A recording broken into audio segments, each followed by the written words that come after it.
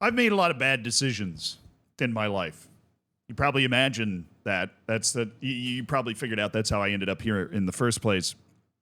Right. Some of those bad decisions, I decided I wanted to run a marathon. Regretted that every day after. Cost me years off my knees, at least, for no earthly actual reason to be able to do that. I decided to get very addicted to a game called Football Manager in college, and that had an outsized impact on my entire life. All sorts of poor, wild decisions. I developed a pathological need to eat Jaffa cakes. Every time I see one, I eat the entire roll. I'm not somebody that, sometimes I make great decisions. I packed my own lunch today, right? There's a balance.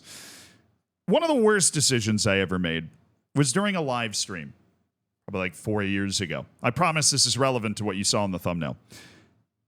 I put a challenge up that for every bit donated on the stream, which for those that don't know, that's 1 cent, I would do a push-up.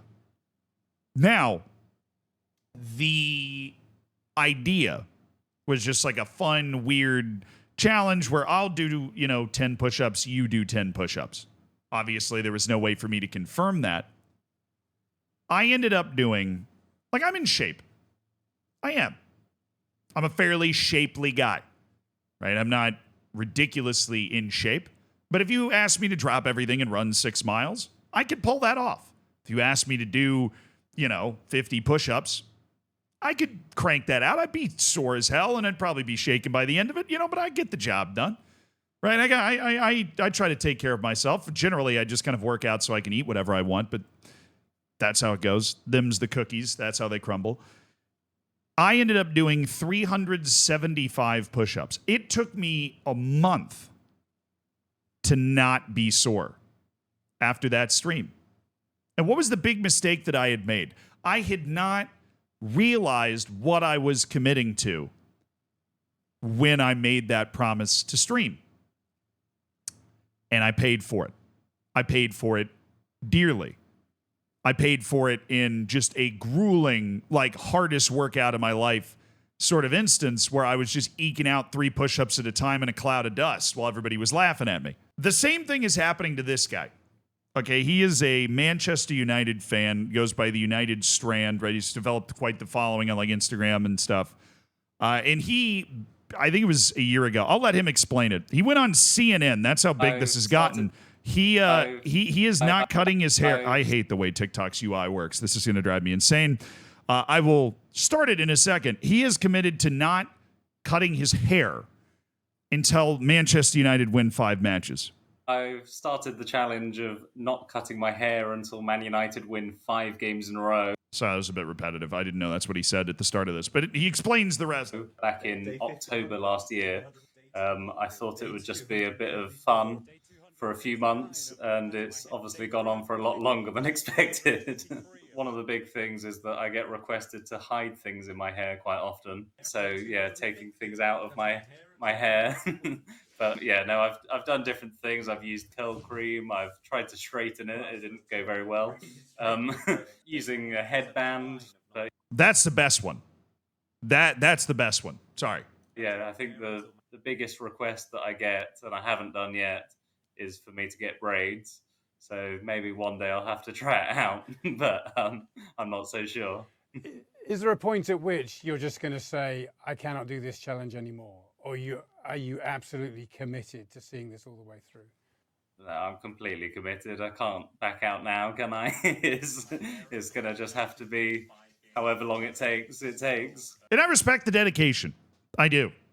It takes a certain special kind of crazy someone to throw themselves into this type of a challenge. But we need to consider the possibility that this guy's never going to cut his hair. Ever.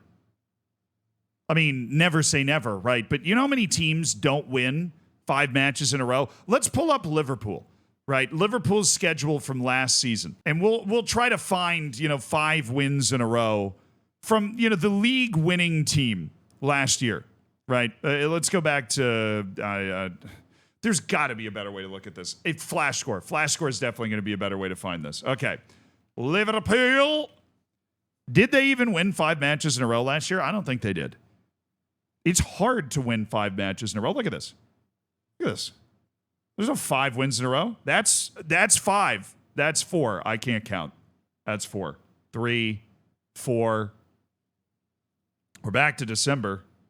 There, they did early in the season. Oh my goodness, they absolutely did early in the season. Look at them go. They were definitely the only one in the league then that actually managed to pull that off. It is not common, right? One of the big things like people pull up when they're talking about this guy that's not going to cut his hair, right, is the idea of how long this is going to go on. Because it's not like if you were doing this for a team like Liverpool, you would still have to wait for a long time for a team to actually win 5 matches in a row. I guess your best bet is kind of early in the season. This is 4. This is Arsenal's schedule from last year. Early in the season where you get those cup layups and maybe you can make it work. That's 4. That's 4. They did do it. Arsenal last did it in May of 2024. So not last season, but the end of the season before Arsenal got hot, right at the end there. Those are the top 2 teams in the league. Arsenal didn't even win 5 competitive matches in a row because that's what it is. It's 5 competitive matches. Arsenal didn't do that last year. Liverpool did it twice, which is insanely impressive. But Manchester United's not even near as good as those 2 teams. And you want to talk about cup layups. He did this interview that I found with CNN where I was kind of introduced to this guy. He did this interview before the loss to Grimsby. Manchester United just has Premier League matches until the FA Cup in January, and in that, you can draw whoever the hell. I mean, we are looking at the very real possibility that my 375 push-up stream is but a leaf in the stream compared to what this kid is decided to put himself through. This guy is staring into the abyss of years of not cutting his hair. And let's be honest here. This dude...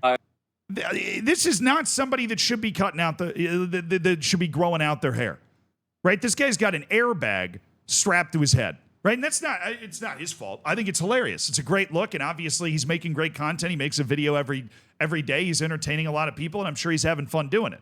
But in the same way that if I grew out my hair, it would look diabolical because of my forehead and hairline combination.